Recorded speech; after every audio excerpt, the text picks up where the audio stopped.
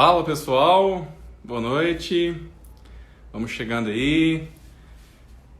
Vamos falar aí sobre dinheiro, investimentos, objetivos financeiros, planejamento financeiro. A Rafa aí, minha amiga, Thaís, Jay Duarte, Roberto Filho. Hoje nós temos uma convidada especial aí, uma especialista no assunto, a Andrea. Vamos falando aí de qual cidade vocês estão. Já vão preparando as dúvidas aí, tá? Nós vamos conversar, uma conversa bem tranquila, bem informal aqui. E a gente vai tratar aí sobre planejamento financeiro, né? Orçamento. Kátia entrando aí. Ó, o Jay tá falando de Rio Claro, Joinville, o Jorge. Tá frio em Joinville? Deve estar pra caramba, né? Aqui em Minas já tá. Regmara. Olá. Nós vamos já chamar aqui então Luiz Fernando, Marileide. Nós vamos já chamar aqui então a Andrea pra gente começar esse papo.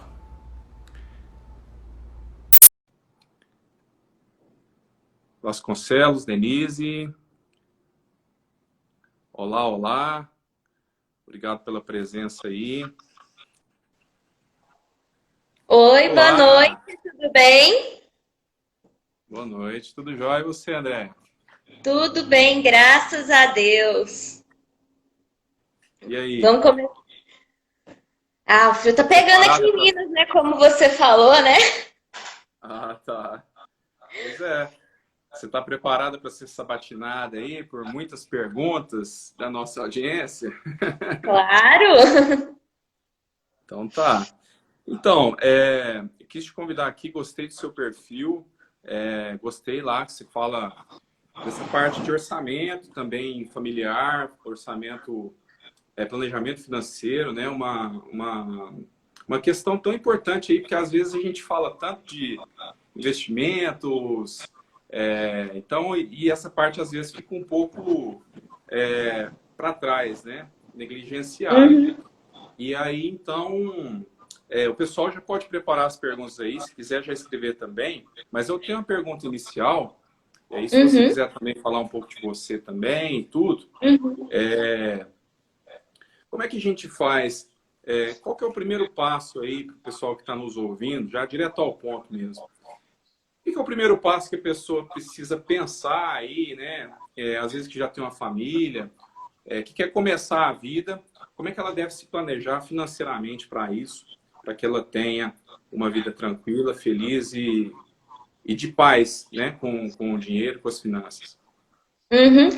Vou começar me apresentando. Meu nome é Andréia Gage, eu sou formada em economia pela UFMT. Trabalhei em multinacional, trabalhei na Ambev, na parte de gente e gestão, onde me deu muito conhecimento como gerir as coisas, parte de desenvolvimento pessoal, que eu trabalho muito com os meus clientes. Sou ex-bancária, que foi o que me motivou a começar a consultoria financeira, trazer educação financeira para as pessoas. Porque eu via que muitas pessoas investiam de forma errada, caíam nas ciladas bancárias, pegam empréstimo com juros altíssimos sem fazer aquela pesquisa, saí do banco, abri minha consultoria. E respondendo a sua pergunta, o primeiro passo não é você começar a investir, mas você controlar o seu dinheiro. E como que você faz isso? Anotando o que você gasta. Mas só anotar os gastos não é suficiente. Você tem que pegar e analisar todos aqueles gastos. Quanto que eu gastei com alimentação, quanto que eu gastei com roupa, quanto que eu gastei com lazer. E colocar metas para ver se aquilo cabe no seu orçamento. Então começa por aí, você controlando o seu dinheiro, depois você define seus objetivos e depois só que você vai começar os seus investimentos. Ah, legal. E aí, de forma prática, aí, o que é bacana de ser feito? Uma planilha? A planilha pode ajudar nesse processo? Ou seria uma folha de papel mesmo, que a pessoa pode anotar ali um mês típico dela, por exemplo, mês passado. Na verdade, mês passado não, né? Que a gente está num momento diferente aí, mas, por exemplo, fevereiro, né? Talvez, anotar esses gastos aí, numa folha de papel mesmo, e ir controlando e fazendo ajustes como alguns cortes ou adaptações. Como é que você vê essa parte aí, André? Então, é melhor o que a pessoa se adapta melhor. Pode ser num papel, que fica mais fácil. Tem pessoa que gosta de papel e caneta e gosta de anotar, vai ali na quitanda, já anota. Tem pessoa que gosta de colocar no bloco de notas do celular. Eu já prefiro a planilha, porque dali eu já filtro as categorias que eu coloquei e já tenho a soma de quanto que entrou no meu caixa e quanto que eu gastei. Para mim, planilha é mais fácil, mas para a maioria das pessoas, papel e caneta resolve o problema. Ah, legal. Eu, assim, para quem até está nos ouvindo aí, às vezes está no estágio que já está mais organizado financeiramente, que já passou ali do momento de dívidas, e já está com a situação mais controlada, às vezes serve essa dica que eu vou falar. Eu tenho um limite mensal de gastos máximo, assim, com relação ao meu dia a dia, né? Vamos dizer assim, a alimentação fora de casa, essas somas assim que a gente tem, que geralmente é onde pega para a maioria das pessoas, né? Então eu tenho um limite máximo de gastos ali e aí eu controlo semanalmente. Então, por muito tempo também eu conversei com muitas pessoas com problemas financeiros e até foi o início de tudo nessa conta minha. E aí muitas dessas pessoas tinham esses problemas de descontrolar e chegar no final do mês lá e estourar, né? Então, assim, uma das técnicas que a gente usa, que é bacana, que funciona demais, ao invés de fazer o planejamento mensal, é dividir ele em partes. Que aí, toda semana, geralmente o mês tem 4 semanas. E aí, toda semana, a gente controla dividindo o orçamento total por 4. Então, se no primeira semana do mês, que geralmente até tem um vencimento de algumas contas a mais, e aí, se você estourou, vamos dizer assim, a primeira semana, na segunda semana você já consegue compensar. Então, a chance de você chegar até o final do mês de forma tranquila, né, dentro do planejamento, é maior, né? Então, isso aí vai aos poucos com o tempo também, né? E aí começa a ficar uma coisa mais automatizada, né? Vamos dizer assim, sem tanta necessidade de muitas vezes colocar no papel ali todo mês ou numa planilha, né? Uhum. Mas tudo é estratégia, né, André? Uhum. Eu vejo que a maior parte dos problemas é a alimentação, que o pessoal acaba estourando, porque vai no mercado, acaba com. Ah, fui comprar pão, aí descobre que tá precisando de queijo, aí compra uma bolacha, aquela coisa. Então, uma dica que eu dou é sempre ir no supermercado com uma lista e com o estômago cheio, porque você foi ali passou perto dos doces no supermercado com a barriga vazia, é tentação na certa que você vai botar aquilo no seu carrinho. Então, eu sempre já vou com uma listinha, eu já sei mais ou menos o valor que eu vou gastar com aquela lista. Eu fiz uma listinha, 50, 60 reais que vai aqui. Então, eu já sei que aquele ali é o meu orçamento para semana, que geralmente eu faço compra semanal. Legal. Até a Vasconcelos MC aqui, ó, tá falando que anota tudo que pode gastar em cada item e me ajusto a eles, né? É uma coisa também com relação a isso que a gente tá falando aí de compras e, por exemplo, no supermercado, uma técnica boa, eu faço compras aqui, né? No caso, eu aprendi a fazer isso morando sozinho e isso aí é uma coisa que, né, muita família, muita gente passa por isso. É fazer algumas compras grandes por exemplo, em atacarejo, né? Que você não precisa se preocupar muito com, né, essas indas e vindas e consegue comprar com um preço melhor, né? Isso aí pode fazer parte do seu orçamento também, de uma forma bem prática, né? Falando aí. Então, Uhum. Exatamente. Eu moro bem no interior, aqui não tem esses atacarejos da vida, tem mais umas 3 redes de supermercado e eu sempre olho o folhetinho do dia, né, para ver o que que tá na promoção. Então, eu sempre acabo indo, olha, esse dia é promoção na carne, esse outro aqui é dia de promoção de verdura, então eu acabo indo nesses dias de promoção também, ajuda bastante a economizar. É verdade. Essa questão de você fazer, até uma técnica, uma dica para quem está com um momento turbulento aí no planejamento financeiro, né? Que você fazer compras sempre baseado na oferta do dia, assim, né? Vamos dizer assim. E Uhum, saber preço. Isso vale tanto para a vida, saber o preço, né? Essa coisa de uhum, preço e valor. Isso serve até para a bolsa de valores. Muitas uhum, das vezes a gente confunde essas duas palavras, né? Preço e valor. A gente acha que é a mesma coisa. E até as empresas, e a gente costuma ouvir isso, né? Quanto que você pagou? Qual foi o valor que você pagou? Na verdade, qual o preço que você pagou? Então, uhum, muitas vezes tem coisas que não tá na época, né? Sei lá, frutos, verduras, às vezes não tá na época ali e o preço sobe, ou às vezes não é a safra, ou às vezes a demanda aumenta, ou às vezes as galinhas não botam na quaresma. Enfim, você ficar esperto com isso também é uma coisa que ajuda demais para quem está ali precisando organizar realmente a vida, né? Então, uhum. o Daniel, que eternamente Daniel, falou aqui, ó, todo dia abro a minha planilha do Excel, mas também uso muito bloco de notas do celular. É legal Uhum. isso aí também, né? É, Que tem ajuda a a... Mariana que confunde essas duas palavras. Então eu sempre falo: preço é o que você paga, valor é o que você leva. Aí você não confunde mais.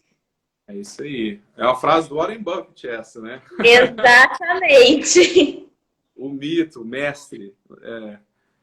Ó, aqui, a Vasconcelos falou aqui, ó. Eu gosto de papel, tentei aplicativo, mas não tinha o mesmo efeito. Olha, eu Uhum, concordo com você, viu? Eu também não me adapto, assim, eu sou um cara da tecnologia, na verdade, mas eu não me adapto a certos aplicativos, por exemplo, de investimento. Até me perguntaram essa semana sobre isso, qual que é o aplicativo que eu uso. Eu até fiz uma planilha do Excel aí para controlar investimentos e esse tipo de coisa. Eu uhum, realmente também gosto do papel, no máximo ali do bloco de notas do celular. uhum, Só que aí é como você falou também, né, Andréia? Cada um se dá melhor com uma coisa. Então, uhum, você tem que descobrir, né? Cada um tem que descobrir o que se dá melhor, né? uhum, Para fazer o controle, né? uhum. Eu Não tenho o tem hábito de como faço tudo, passo quase tudo no cartão de crédito ou de débito. Uma vez por semana eu olho como que tá minha fatura e meu extrato e passo para a planilha. Para mim funciona desse jeito. Tem gente que gosta de guardar todas as notinhas e depois passar para a planilha. Cada um é cada um. O importante é funcionar aquele método. É verdade. Tem gente que nem usa cartão de crédito, né? O meu modelo é parecido com o seu, viu, André? Eu também faço compras ali basicamente sempre no cartão de crédito e faço uma verificação semanal para ver se eu estou ali, não estou muito fora da meta e tudo, né?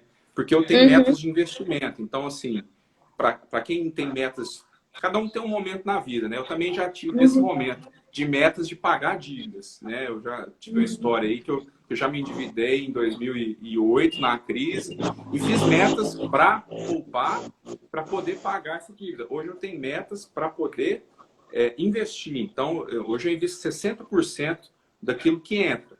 Então, eu tenho isso muito firme comigo. Então, tudo que eu gasto ali no cartão tem um limite máximo e eu verifico semanalmente. Isso é uhum, sagrado.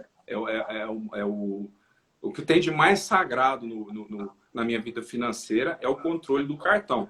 Só que tem gente que realmente prefere, por exemplo, sacar o dinheiro e ir usando ali durante a semana. Então, assim, não existe, até uma frase legal a gente falar, não existe o certo e errado nesse caso. Né? Existe uhum, o certo para você, existe o certo para mim, existe o certo para a Andrea.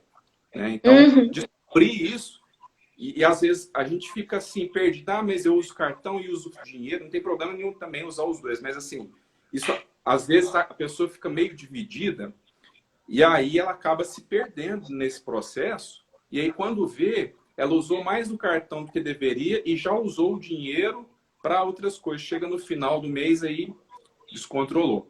Então uhum. isso aí é uma coisa bacana Quem de a gente gosta falar. de usar o dinheiro vivo, né? Tem gente que prefere, porque daí vê o dinheiro saindo, eu sempre recomendo aquele método do envelope, que você coloca o dinheiro para alimentação, o dinheiro para as contas da casa e assim por diante.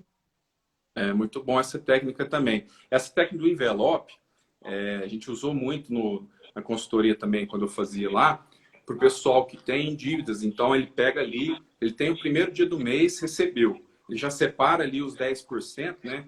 Que eu gosto de chamar de dízimo pessoal, que é separado ali para o futuro, né? E também para poder juntar, para poder pagar as dívidas do futuro também. Então, o envelope é bacana também, porque você já pega e muitas das vezes você pode colocar ele num lugar seguro em casa, ou você pode ir no banco e já colocar ali no caixa eletrônico em uma conta que você tem um acesso não tão muito fácil, que você tem um cartão ali que você não usa muito, que aí você vai acumulando ali e você se blinda de você mesmo, né? Porque se você tiver aquele dinheiro ali, muitas das vezes você vai acabar gastando. Então é uma técnica um pouco forçada, só que ela se mostrou tendo resultado. Então, né, pode ser útil para você também, até para você realizar um sonho também, né? Essa técnica do envelope. Esse dinheiro aqui eu vou separar todo mês para eu poder comprar uma moto, para eu poder comprar o terreno, né? Para realizar um sonho. Ou vou guardar aqui para o meu filho que vai nascer daqui a alguns anos. Então, enfim, para eu poder casar, então planejamento também familiar. Até aproveitando aí esse assunto sobre planejamento familiar aí, né? Vamos falar um pouco de casais. Né? Como é que você vê essa questão? Como é que é essas finanças aí para casais? O que você pode falar sobre isso aí? Se lidar com um planejamento já é difícil, que você está lidando ali com uma personalidade, com um hábito, com um objetivo de uma pessoa, agora dobra o trabalho, porque você está lidando com duas pessoas que têm personalidades diferentes, perfis financeiros diferentes e objetivos diferentes, né? Então, vai ter a primeira coisa que eu sempre falo para os casais: vamos descobrir o perfil financeiro de cada um. Que às vezes um tá puxando mais, um é mais gastador, o outro é mais desligado, aí pode dar uma briga no relacionamento. E eu sempre também falo, tenha um objetivo para o casal e também tenha os seus objetivos individuais. Porque não é legal você abrir mão de tudo por conta de um relacionamento. Nem é saudável fazer isso. Então, eu recomendo, senta ali com o seu parceiro ou parceira e faça o planejamento mensal juntos.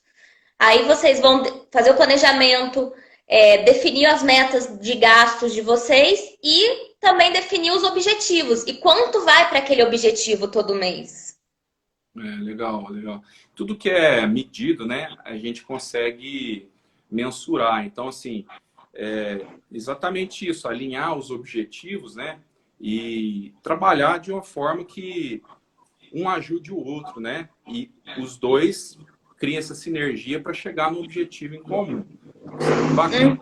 A Vasconcelos MC está falando que já foi uma gastadora sem controle e vivia estressada. Vida financeira organizada é paz do espírito. É verdade. Com certeza.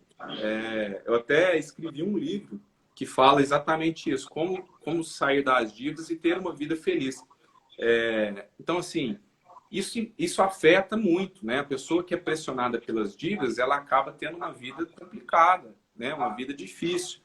Então, isso volta até para a paz de espírito mesmo, realmente. Continuando nesse assunto aí, então, como é que é, no caso mais prático aí, Andréia, essa questão até que o livro do Gustavo Cerbasi trabalha também, essa questão do casal gastador, tem um que é mais gastador, tem outro que é mais poupador. Como é que deve ser gerenciado isso na prática e como é que a gente pode ajudar o pessoal que está nos ouvindo aí, que às vezes passa por uma situação assim? O primeiro passo é vocês sentarem, conversarem e colocar tudo no papel. Independente do perfil que vocês tenham. Coloca o dinheiro do investimento, o dinheiro das dívidas, o que vocês têm de gasto fixo, o que vocês estão tendo de gasto variável, os gastos do cartão. Então, o primeiro passo é sentar, conversar e ver o que pode ser, o que precisa cortar, o que que precisa diminuir e o que que eles vão fazer para sair do buraco juntos. Uhum. É isso aí. O Gonzaga aqui está falando, o melhor aplicativo ainda é papel e caneta. Ó, eu concordo com você, né? Cada um tem uma forma de trabalhar aí. A Mariana está Uhum. falando aí que não tem o hábito de conferir a fatura do cartão. Esse é um hábito bacana, é um hábito que vale a pena ter, né? Muitas das vezes tem pessoas que têm outros casos, por exemplo, que estão no mundo das dívidas lá e não tem esse hábito, né? E esse hábito ele começa a ser desenvolvido e isso muda a realidade da vida de uma pessoa. E até reduzir o limite do cartão de crédito é uma forma um pouco forçada também, mas que funciona, né?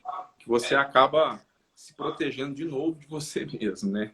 Então, Exatamente, ainda mais quem tem o hábito de parcelar tudo, que infelizmente é um hábito muito comum. Que uma parcelinha de R$ 30 cabe aqui, uma de 80 também cabe, e na hora que vem aquela fatura monstro. É aí que o pessoal se embola no cartão de crédito.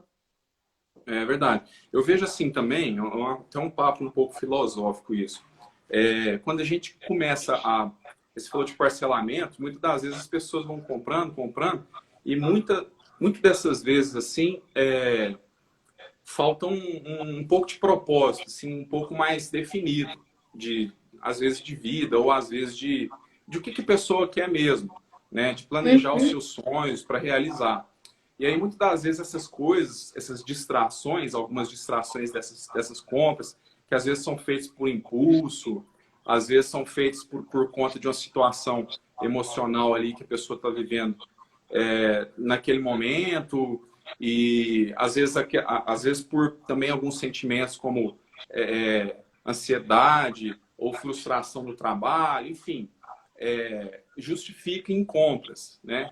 E aí a vida Uhum, financeira acaba se misturando com isso e o objetivo principal, que às vezes nem é muito definido, fica de lado, né? A realização de algum sonho maior fica de lado em detrimento de algumas distrações dessas, né?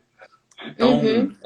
muito da desorganização financeira, vamos dizer assim, de algumas pessoas, tem a ver com isso, de não ter um objetivo muito bem definido. Eu gosto muito do exemplo do filho, né? Eu não sou pai ainda, mas eu vejo que todas as pessoas que têm um filho, parece que a responsabilidade, assim, vem uma responsabilidade, um propósito que se cria, que é muito forte, né? E o exemplo do filho é muito bom.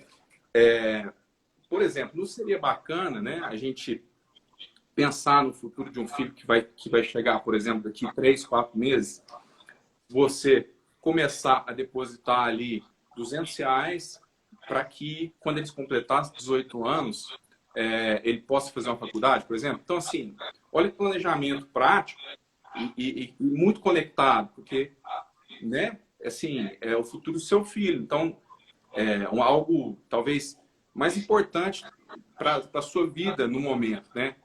Então, isso é muito legal. Você sempre vincular um sonho, um objetivo, um sonho, a um objetivo financeiro que você vai fazer ali todo mês, né? E o Uhum, exemplo do filho é muito bom, porque é muito forte. uhum. Então, tem aqui a Vasconcelos MC falando aqui, para se livrar de dívidas tem que radicalizar mesmo. É, verdade, tem que cortar o mal pela raiz, né? Vai ficar Uhum, gravado? Vai ficar gravado. Tá, então assim, uhum, essa questão de chegar no casal, né? Essa questão de chegar no consenso, cada um é de um jeito, né? Realmente, né? uhum. Às vezes tem o gastador e o gastador, e aí eles precisam mudar Os de dois vida, né? tropeçando um no outro, chega ao ponto, assim, que graças a Deus, eles pedem ajuda profissional, eles vão para um consultor financeiro. Eu faço consultoria para casais, tem muitos gastadores, ou um é gastador e outro descontrolado, eles ficam brigando o tempo todo por dinheiro, já estava ao pé do divórcio, aí eles resolveram fazer a consultoria financeira, agora está tudo mais tranquilo, já estão quitando as dívidas, até o final do ano eles já vão começar os investimentos, se Deus quiser. Mas é tudo mudança de comportamento, é tudo mudança de hábito. Legal. É isso aí.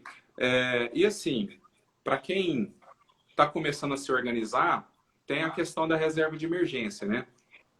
Então, a reserva de emergência, para quem está nos ouvindo aí, é aquela, vamos dizer assim, o primeiro passo, né, para a gente começar a criar uma segurança financeira para a pessoa, para um casal, né, para a situação de vida de uma pessoa. Então, para criar essa reserva de emergência, o que a gente precisa? De 6 meses, no mínimo, do custo de vida. Então, vamos supor aí que você tem um gasto de 5 mil reais. Seu custo de vida, para você viver, você gasta 5 mil reais com aluguel, energia, seu custo de vida, né? Transporte, alimentação. Então, você precisa, né? Eu preciso, a Andréia precisa, você que está nos ouvindo, precisamos, e a gente vê nessa que a gente está vivendo aí, nessa situação que a gente está vivendo, a importância disso. A gente precisa de 6 vezes 5 mil reais, né? Que é 30 mil reais, em um investimento em um local seguro, né? Com reserva de emergência. Então, esse é o primeiro passo. Fundo imobiliário. Não é fundo imobiliário. Isso é necessário para a gente poder ter uma vida tranquila, porque tudo pode acontecer, até o que a gente está vivendo. Isso seria impensável, talvez, no ano passado. Ninguém imaginava que isso ia acontecer. E a reserva de emergência está aí.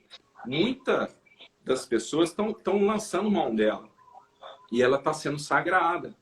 Então, é em situações assim que a gente precisa se blindar. Por quê? Porque muitas pessoas também estão se endividando por falta da reserva de emergência. Às vezes estava até com uma situação tranquila ali em janeiro, em fevereiro, né? Assim, tranquila em termos, né? Tava bem, não estava com dívida, ou tinha ali só um financiamento de um imóvel, ou às vezes de um carro.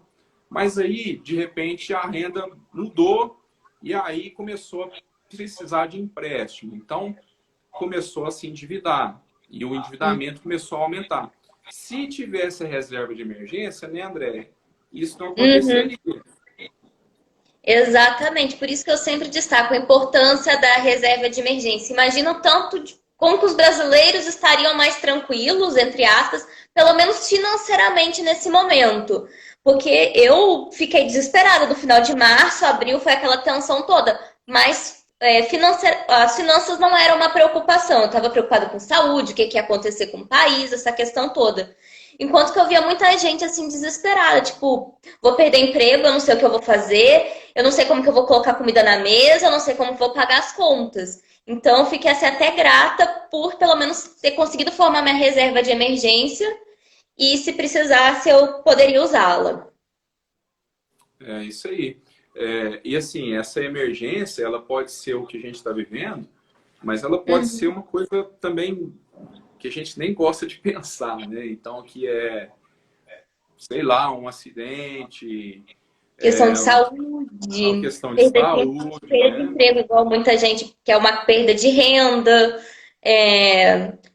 Então é importante ter, porque a gente nunca sabe o dia de amanhã. Eu lembro que eu já tinha uma reserva de emergência quando eu estava com 21 anos, eu estava na faculdade, eu comecei a investir com 19 e eu fiquei doente com 21 anos.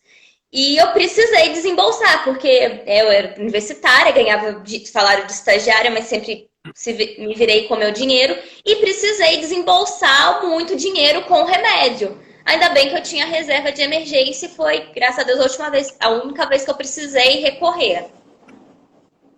Pois é, então. A gente nunca sabe, né, quando a gente pode precisar dela. Então, por exemplo, se a pessoa trabalha lá com carro, com viagens e tudo, e aí ela aconteceu uma perda total no carro, enfim. Às vezes é o instrumento de trabalho dela. Não estou dizendo que é o transporte que ela faz de ir para o trabalho, não. Às vezes é o instrumento de trabalho dela, às vezes pode ser um Uber, né? Às vezes pode ser ela pessoa, uma representante comercial, enfim. A reserva de emergência ela está aí, então ela sempre pode ser utilizada, sempre pode ter ocasião para que né, que ela seja útil. E mais uma vez ela está sendo útil para muita gente agora. A Vasconcelos está perguntando aqui, falando em investimento, qual qual que é recomendado para reserva de emergência. Então, a reserva de emergência, ela não foi muito feita para você ganhar muito dinheiro com ela, né? Para você Uhum. multiplicar ela várias vezes, ou, né? E principalmente agora que a gente está vivendo uma situação inédita, né, no Brasil, de juros baixos. Então, onde é que você gosta de colocar a reserva de emergência aí, André? Vamos começar Eu por aí. Vamos acabo lá. deixando no CDB do Banco Inter, porque eu tenho conta lá e para mim é mais fácil movimentar. Eu deixo lá porque para mim é mais simples. Mas pode deixar também no Tesouro Selic ou na Nuconta, que eu recomendo geralmente esses três. Como eu já tenho conta no Banco Inter, faço investimentos por lá, para mim é mais simples só movimentar aquela conta. Legal. Tem, assim, algumas vantagens e desvantagens, mas não é errado nenhuma dessas três. É até legal. Três opções Uhum, muito boas que eu também concordo, recomendo e que são melhores que a poupança, com né? certeza. E eu gosto do Tesouro Selic por conta da situação que você fica um pouco longe do dinheiro. Então, para Uhum. as pessoas que às vezes estão ali no começo, geralmente formação de reserva de emergência é o começo mesmo, né, da maioria das É o pessoas. primeiro E, objetivo financeiro que eu gosto de é, trabalhar. O primeiro objetivo. Depois que montou a reserva, que a gente vai partir para outros objetivos e outros tipos de investimentos. É um degrau por vez. é isso aí, é o primeiro degrau para muitas pessoas. Tem algumas pequenas exceções aí, mas a reserva de emergência realmente é o ponto de partida para o mundo dos investimentos e para a prosperidade aí, para a criação de patrimônio, né? Uhum, Tudo relacionado, na verdade, né, ao mercado financeiro, claro. Né? Tem outras formas também de a gente multiplicar nosso dinheiro, como empreendendo e tudo mais. Mas é uhum, realmente a reserva de emergência. Então, eu gosto do Tesouro Selic porque ele dá uma, uma separação um pouco diferente. uhum, Ele fica numa conta, numa corretora, então, assim, ele fica normalmente mais de difícil acesso. Então, uhum, normalmente você não vai pegar ele ali e resgatar para poder pagar a conta do cartão, né? Que uhum. às vezes as pessoas confundem um pouco o sentido da reserva de emergência e aí acaba girando aquele dinheiro como se fosse capital de giro, né? Pessoal. Uhum, Então, esse Tesouro Selic ele dá uma, uma, uma separação um pouco psicológica aí que eu gosto uhum, bastante. Até ela muitas das vezes, se você fizer resgates aí com menos tempo, ela não vai ser nem a opção mais rentável, né? Só uhum, que pela segurança, por ser o investimento mais seguro que existe e também por essa separação física, para muitas pessoas eu gosto, né, uhum. de falar dela, né? E dá para fazer Então, nesses grandes bancos que às vezes o pessoal ainda está com um pouquinho de pé atrás em relação à corretora ou algum banco digital. Você pode ir num desses bancões aí e fazer uma conta no Tesouro Direto, né? Fazer o cadastro. Então também facilita para o grande público que ainda não está acostumado com essa mudança para banco digital. é, a Mariana fez uma pergunta para você aí, ó, André. E se for um casal onde os dois sejam pão duro e mão de vaca? Risos, o Ixi, que vai fazer? ter muito dinheiro, mas vai ter uma vida pobre de experiência. Por isso que é importante ter o equilíbrio. Não adianta nada guardar todo o dinheiro na poupança, embaixo do colchão, se você não vai num bom restaurante de vez em quando, não faz uma viagem agradável. Então vai começar a ter problemas no relacionamento, sendo com esse sendo excesso de mão de vaca. Né? Tem que ter tudo é um equilíbrio, né? Também saber os Uhum. momentos de fazer isso também e tudo, né? Então, Planejando você pode falar assim, isso aqui é um momento de lazer. Coloco ali, eu faço isso, eu tenho, por exemplo, nessa pandemia, o único lazer que eu tô tendo é pedir comida. Eu tenho um orçamento para eu pedir comida 2 vezes na semana. Então eu tenho um uhum, orçamento montadinho para isso. né? Então, assim, depois de feita a reserva de emergência, depois disso, né, a gente pode pensar em outras coisas também, outros tipos de investimento, né? André? O que você gosta aí de falar? O que você recomenda aí para a sua Vai audiência? depender do meu objetivo. Geralmente, objetivos de curto prazo, até mais ou menos 2 anos, eu só coloco na renda fixa. Mesmo que as pessoas falem, é a perda fixa, não tá valendo nada. Mas, gente, é um objetivo para que 2 anos, eu preciso estar com esse dinheiro em mão daqui 2 anos. Então, eu vou colocar em um lugar seguro.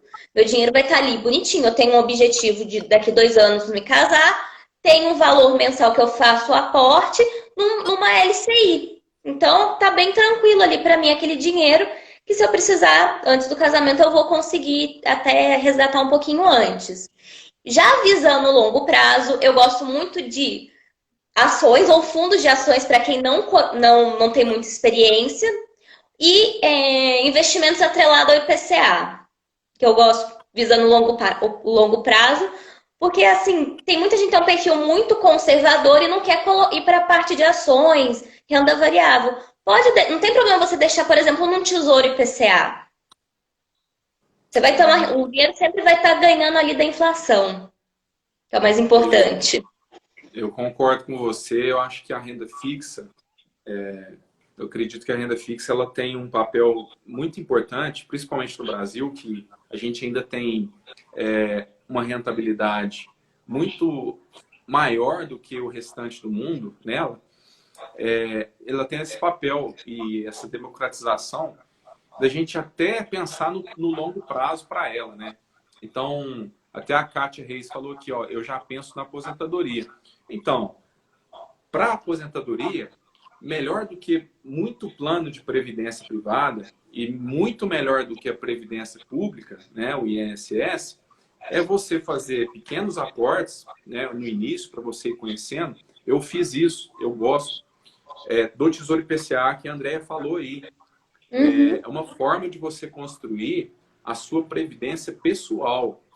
E isso é fantástico, porque você constrói a sua própria vida sem depender de ninguém, sem depender do INSS, sem depender de muitas vezes de uma instituição que está te cobrando taxas ali na previdência privada que você nem sabe muitas das vezes e que normalmente são muito altas. Até teve uma seguidora lá que mandou hoje no direct uma opção de investimento que o banco ofereceu para ela. Um perigo, né? Assim, ela não ia ganhar praticamente nada, porque além do imposto de renda que ia ter a aplicação, além da taxa de administração de 1%, a rentabilidade era a Selic, então não ia ficar nada para ela, né? Ia perder para a inflação, ia perder dinheiro, né? Literalmente. Para a inflação já ia perder há muito tempo, mas assim, ela ia perder para poupança, se fosse ver do jeito que estava ali, né? A previsão estava péssimo. Então, eu estava falando do Tesouro IPCA, né? Que é uma forma de você construir a própria previdência, a sua própria previdência pessoal. E eu comecei a construir a minha lá em 2012, no Tesouro IPCA. Né? Parei há pouco tempo atrás, foquei mais em ações para poder equilibrar a carteira. Então, você tem até essa autonomia também para você fazer isso. E eu acho bacana o Tesouro IPCA, André, que tem muita gente, assim, se você tem um objetivo, por exemplo, a Kátia falou que já pensa na aposentadoria. Kátia, vamos supor que você aposente em 2035, tá? Pela nova regra aí e tal, você trabalha, então, tudo. Então, em 2035, tem um título do Tesouro IPCA específico para você. Você pode comprar ele a partir de hoje, de 2020, todo mês. Quando chegar em 2035, você vai ter a sua previdência pessoal, que vai render mais do que a poupança, mais do que o INSS, mais do que um plano de previdência privada, na maioria das vezes, tá? Então, assim, é uma forma de você cuidar do seu futuro, você construir com as suas próprias mãos o seu futuro, né, André? É uma excelente ferramenta para quem é super conservador, não entende muito de investimentos, investir o dinheiro no tesouro direto. Eu falo, dá para você fazer sua reserva de emergência em investimentos de curto prazo no Selic, médio prazo no pré-fixado e longo prazo no IPCA. Só ali você já consegue fazer uma boa uma carteira não muito diversificada, mas para quem está começando tá excelente só de conhecer o Tesouro e as oscilações que ele tem e as taxas, né? Que é importante ressaltar isso. Eu acho muito legal do Tesouro é exatamente isso que você falou, André, do curto, médio e longo prazo. Curto prazo, né, pessoal, é até um ano e meio, 2 anos. Médio prazo, para mim, ali é 4, 5 anos. Longo prazo é acima de 10 anos. Então, o Tesouro IPCA, para quem é conservador, para quem pensa assim, eu não consigo ir para a Bolsa agora, eu ainda não tenho segurança, ouvo falar muito aí, beleza. Você pode ir para o Tesouro, tranquilo. Quando você já estiver familiarizado ali, depois de alguns anos, sem pressa, você pode ir para a renda variável, não tem problema. O Tesouro ainda é a melhor opção, em termos de rentabilidade e segurança, para você colocar o seu dinheiro, né? Para você investir no seu futuro. Principalmente quando você pensa a longo prazo. Porque quando você pensa a longo prazo, né, por exemplo, aí no caso da Caixa da Aposentadoria, quando você coloca um dinheiro que você vai receber só em 2035 ou em 2050, se fizer mais sentido para você que está nos ouvindo aí, depende, que lá no Tesouro tem isso também, 2045, você vai trabalhar com os juros, você não, os juros compostos vai trabalhar a seu favor, o seu dinheiro vai se multiplicar, né? E aí ele vai crescer o seu patrimônio sem você trabalhar. Ele vai trabalhar por você. Então, quanto mais longo você colocar, melhor. Né, André? Exatamente. E uma dica também para quem quer essa rentabilidade da bolsa, que muita gente fala, não, que você vai duplicar, triplicar, que eu comecei com R$ 2.000 ali, já tenho mais de 1 milhão, e não sabe como fazer, porque é uma propaganda muito atrativa, né?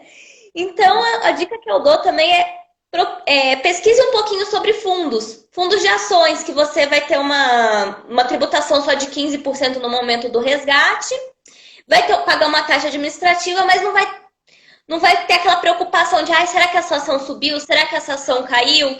Fazer aquela análise do balanço, análise macroeconômica, ver como está a governança da empresa. Pode investir. Eu fiquei quase uns 2, 3 anos investindo em fundos de ações até eu criar coragem para comprar a minha primeira ação. Legal. Uma opção também é o ETF, né? É muita sigla, né, pessoal? Mas assim, você pode participar do mercado de ações comprando um pacotão de ações, que é, por exemplo, o BOVA11, o código BOVA11. Você pega um pacote das principais empresas e aí você participa ali sem se preocupar muito. Tem uma taxinha também, costuma ser menor do que o dos fundos aí. É uma opção para você, né? Para você pesquisar. Tem o IVZB11, que eu gosto bastante também, que é uma forma de dolarizar um pouquinho a carteira, mas você vai estar exposto ao risco tanto cambial quanto à bolsa de valores. Mas é um investimento que eu gosto. É verdade, é uma boa opção também. A Vasconcelos está falando aqui, ó. E o capital de giro, onde investe? A mensalidade do meu plano de saúde já é bem perto da data próxima de remuneração e não devia deixar parado, né? Olha, tem a opção que a Andréia falou aí. Se você tem conta no Nubank, né? Você pode deixar lá, o rendimento é diário, e aí você pode vincular esse pagamento do seu plano aí, né? No conta, né, André? Tanto pode deixar no conta, eu tenho um capital de giro que eu deixo paradinho ali na minha conta corrente, geralmente 1 mês de gasto. Sempre tem aquele valor mínimo na minha conta corrente que eu uso como capital de giro. Né? Graças a Deus eu nunca precisei resgatar desde 2012, 2013, eu nunca precisei mexer na minha reserva. Da reserva, né? É bacana. Ó, a Valônia perguntou aqui, o que vocês sugerem de porcentagem para carteira de renda fixa e variável, para quem tem um perfil intermediário? Eu acho que ele quis dizer aí mais conservador. O que você vê aí, André? Moderado, eu imagino. Intermediário, acho que é um perfil moderado. Vai depender do objetivo. Né? A mesma questão, mas se for visando longo prazo, a carteira de longo prazo minha, Eu também tenho um perfil mais moderado, eu tenho em torno de 35% em renda variável e o restante está em itens atrelados ao IPCA e pré-fixados de curto prazo, mas que tem um risco um pouco maior. Uhum. Eu vejo também que tem, até isso é até uma teoria financeira mesmo, muitas pessoas defendem isso. Por exemplo, da pessoa, dependendo da idade. Então, vamos supor que você tem 20 anos, está nos ouvindo aí. Você tem 20 anos e está começando agora no mundo e você pode... A chance de você errar é agora, né? A chance de você testar, mudar de profissão e tudo é agora. Então, qualquer perda aí, você não vai ter muita consequência, porque muitas vezes você está morando com seus pais, então você tem um dinheirinho ali e não sabe o que faz. Esse perfil já pode ser considerado um perfil mais agressivo, né? Então dá para colocar uma porcentagem maior na renda variável. Então, por exemplo, poderia ser ali 60% em ações, 40% em renda fixa. Né? Essa condição permite fazer isso, né? Então, pegando o outro extremo lá, a pessoa tem 60 anos. Vamos pegar 70 anos, né? O brasileiro está vivendo cada vez mais. 70 anos. Já não dá para fazer a mesma proporção muitas das vezes. Se bem que tem lá o nosso ídolo lá, pelo menos o meu, o Warren Buffett, que não Warren pensa muito Buffett assim, também né? tem o... O Ai, Barsi, gente, aqui no né? Brasil. É o Barsi aqui no Brasil. Você pensa, o patrimônio dele tá ali. Por isso que você falou da regra do 80, eu não gosto muito, porque geralmente uma pessoa de 20 anos vai lá, não tem muita cabeça, cai daquela, sei lá, de mãe, vou colocar R$ 100, semana que vem vou estar com R$ 1.000 porque eu fiz trade. Não é assim, eu sou muito mais de começar a entender na renda fixa, fundos imobiliários para começar ali na renda variável para depois ir para ações. Porque eu não gosto de perder dinheiro, eu sempre fui bem mão fechada. Então eu nunca tratei a bolsa como um cassino que eu vou lá para ganhar dinheiro. Então eu sempre faço uma análise fundamentalista da empresa. A bolsa despencou em março, então eu não fiquei preocupada porque eram ações, eu invisto em empresas sólidas que vão passar por esse período turbulento. Então, tem alguns que defendem, outros não gostam muito dessa regra do 80. É verdade. Assim, na verdade, né, André, tudo que a gente faz sem muito conhecimento, com muito ímpeto, com muita ganância, às vezes assim, sem pensar, a gente acaba se dando mal, né? Então, para a bolsa é a mesma coisa. A gente tem que começar a aprender sobre as opções e eu gosto de dizer isso, que a gente tem que colocar os nossos investimentos em um lugar, de certa forma, né? Balancear ele de uma forma que a gente coloque a cabeça no travesseiro e consiga dormir tranquilo. Agora, quem vai lá e coloca 100% do que tem em ações da Oi, né? Fizeram um comentário desse num vídeo meu lá no YouTube. Ainda até uma dor no coração. Será que essa pessoa está dormindo bem? Eu não sei, eu não dormiria, tá? Então, cada um é cada um, né? Às vezes ele está dormindo, às vezes, sei lá, cada um sabe o que faz. Então, é isso.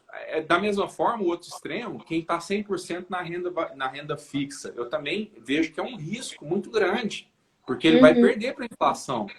O patrimônio dele vai diminuir agora a partir né, ao longo do tempo, ele vai perder poder de compra.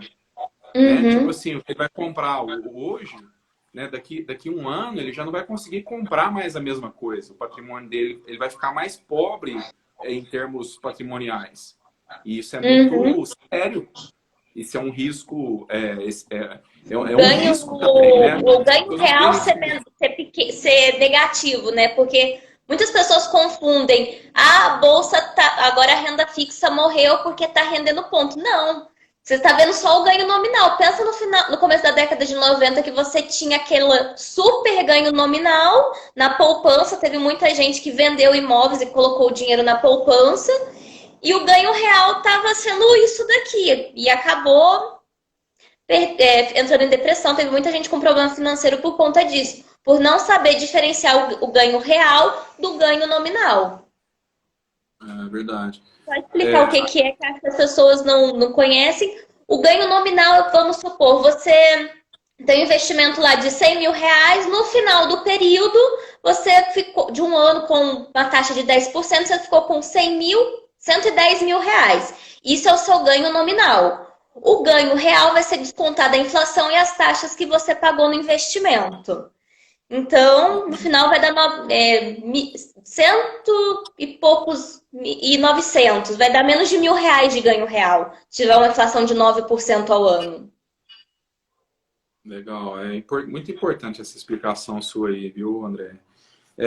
BOVA11 e IVVB11 em qual corretora, Kátia? Qualquer uma. Qualquer home broker que você acessar. Não se apegue à corretora, tá? Corretora é igual corretor de imóveis. O que importa é o imóvel que você vai comprar. O corretor está só intermediando ali. Ele não é o principal, né? Se você tiver um problema no imóvel, infiltração lá, o corretor ele já vendeu, o problema não é dele. Então, assim, a questão é os ativos que você vai escolher, a qualidade do ativo, né? A qualidade da casa que você vai comprar, a qualidade da empresa que você vai comprar. Corretora é tranquilo, tá? A Reinvest Consultoria, fundos imobiliários são uma boa alternativa antes de começar a operar em ações? O que você responde aí, André? Bom, tem gente que eu já vi, gente fazendo day trade com fundos imobiliários. Eu falei, isso não faz nenhum sentido. Eu gosto muito de fundos imobiliários para reinvestir os dividendos, pensando no longo prazo e pensando que eu vou ter aquele dinheirinho ali na minha aposentadoria pingando na minha conta todo mês. Eu acho uma boa começar pelo fundo imobiliário, que é uma renda variável, mas com uma oscilação menor. Mas não recomendo ficar comprando e vendendo, porque você paga imposto de 20% independente do valor. É verdade, Ô, André, vai desligar aqui, acabou o tempo, na verdade, e eu queria te agradecer aí pela participação. Prazerzão te conhecer aí. É muito bom saber que tem pessoas assim, capacitadas e competentes e que estão aí com o propósito de ajudar, né, as pessoas, o Brasil, a mudar de patamar, a criar uma consciência melhor sobre finanças, né, ajudar as pessoas realmente a ter uma mudança patrimonial investindo o próprio dinheiro. Hoje a gente tem 2%, né, menos de 3% da população hoje investe. Hoje participa do mercado investindo, muitas têm dívidas. Por exemplo, nos Estados Unidos, mais de 50% das pessoas investem. Então, no mercado de ações, por exemplo. Então, a gente está muito longe ainda de ser um país que está num patamar legal, né? Que as pessoas tenham consciência financeiras. E aí, como você mesmo falou aí, muitas distrações aparecem, né? Day trade, pessoas que querem ganhar dinheiro rápido, pirâmides, né? Pessoas que são vítimas de golpes. Então, a gente está aqui para ajudar nisso, né? Nessa hora da noite aqui, a gente está se propondo a fazer isso de graça e para ajudar as pessoas. E eu te agradeço demais por isso, por você ter essa consciência também, da gente mudar o país junto. E brigadão e as palavras finais aí para a gente. Bom, eu que gostaria de agradecer pelo convite. Quando eu comecei minha consultoria, você foi um dos primeiros perfis que eu comecei a seguir. Então, fiquei super honrada quando você fez o convite. E eu também fico feliz de saber que tem pessoas que estão preocupadas em trazer educação financeira para o Brasil de verdade. Não aquelas pessoas que só querem enriquecer vendendo produtos assim, fazendo uma propaganda muito, muito agressiva, para não falar outra coisa. Então, vamos fazer de tudo aí para levar a educação financeira para o país, tirar os brasileiros das dívidas e levar eles para a Bolsa de Valores, mas investindo com conhecimento, não fazendo coisas aleatórias. É isso aí. Valeu demais. Brigadão. Pessoal, se vocês quiserem seguir, se vocês quiserem não, siga lá a Andréia, tá? Quem é de finanças pessoais aí, siga a Andréia lá. E quem tá na Andréia também, segue a gente. Eu tenho um grupo no WhatsApp que é gratuito, tá? No meu link lá, no meu perfil, tem um link que você entra no chat, lá no grupo do WhatsApp. Eu mando toda semana uma lista de ações que estão no meu radar e falo sobre finanças lá em um espaço que eu, às vezes, não tenho como falar no Instagram. Então, participa desse grupo aí, tem canal no YouTube lá também, tá? Tem vídeos, a Andréa também produz muito conteúdo legal e vamos junto aí mudar a realidade do Brasil e a realidade nossa, beleza? Obrigada, boa noite. Obrigado, gente. Até mais, boa noite e valeu. Tamo junto.